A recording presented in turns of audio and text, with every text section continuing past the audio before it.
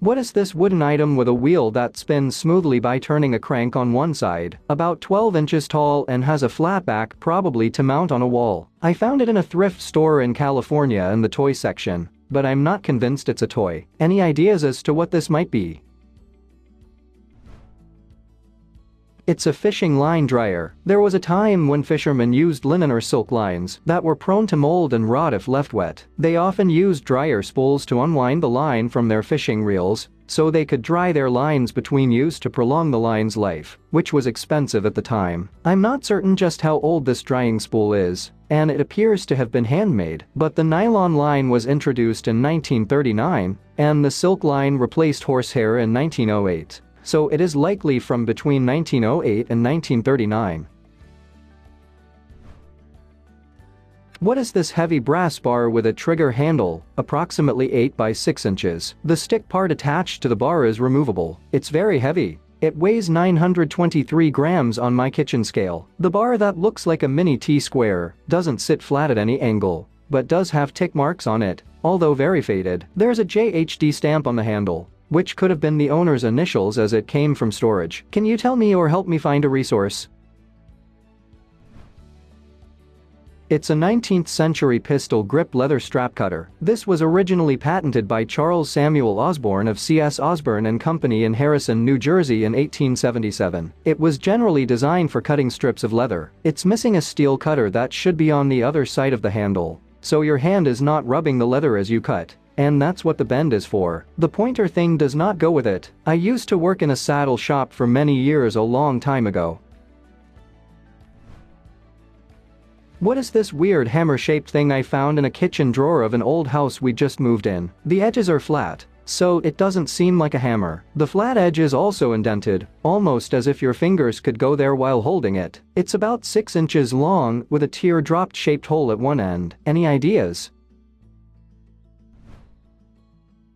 This is an axe for Peppermint Pig. It comes in the package. The Christmas tradition of the Peppermint Pig originated in the 1880s, when Jim Mangay, a candy maker in Saratoga Springs, New York, cast candy pigs from hardened peppermint. It's thought that European chefs who worked at Saratoga Springs hotels influenced him. After Christmas dinner, the head of a household would place a peppermint pig in a velveteen bag and break it with a small hammer. It would then be passed around the family table so that each person gathered could give it a tap. When it was your turn, you had to recount something good that happened that year. The diners would then eat the pieces while hoping for prosperity. Why a pig though? Wouldn't a reindeer be better? Turns out that in Victorian times, the pig symbolized good health, happiness, and prosperity.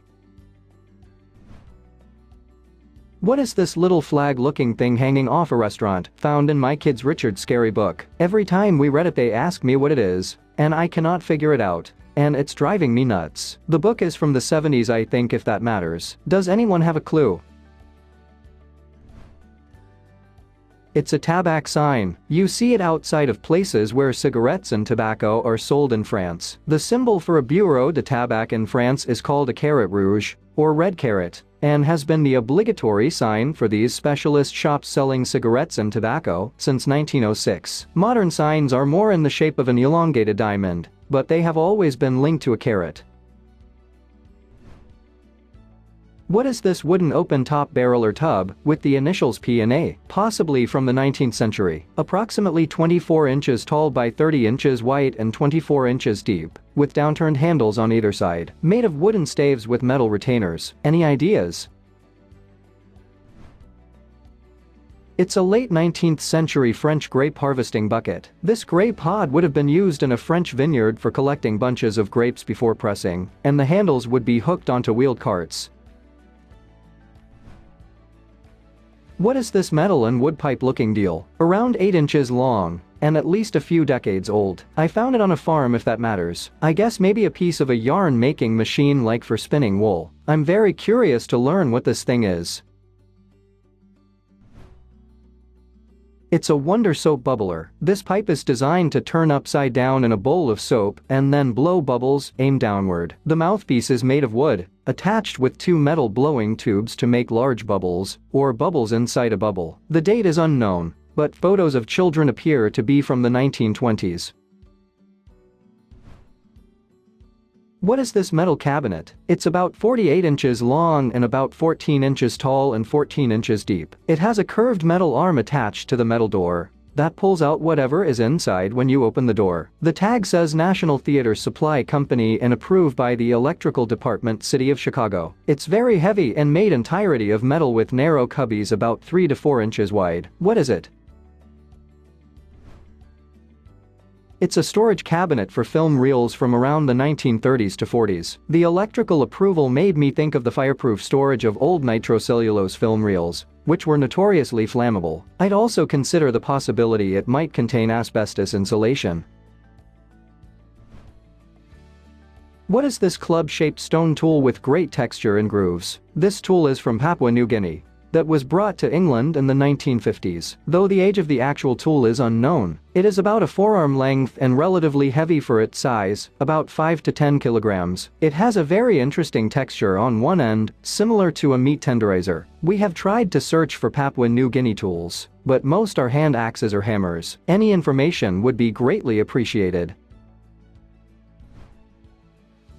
It's a stone Tapa beater from the early 20th century. Probably from the Markham Valley region in Papua New Guinea. Tapa is a bark cloth that is of great social importance and is often given as a gift. However, prior to the introduction of synthetic fabrics, it was also used for everyday wear. The process of making it is complex and almost ritualistic. First, the paper mulberry tree is cut. The bark is stripped and sun-dried, then soaked. After this, the bark is beaten using a stone tool like this one. The sound of the tapa being beaten creates a rhythmic musical backdrop as the work is being done. The strips are then beaten together using plant starch to form a large sheet. Then the piece is sometimes painted using stencils made from coconut.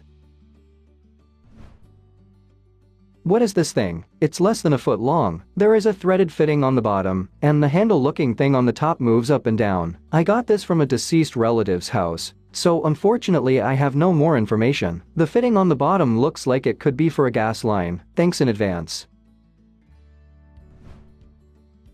It's an engine oiler from the 1920s. It was used to flood bearings with oil before the days of sealed bearings. The engines of this era, both steam and gasoline, used a method known as the total loss method. The total loss method of lubrication means that after the lubricant drips to the bearings, the wasted or spent oil is next directed to the ground or totally lost for further use. No oil pumped to recover and reuse the lubricant. Today OSHA would have a field day handing out fines to the manufacturers of this system.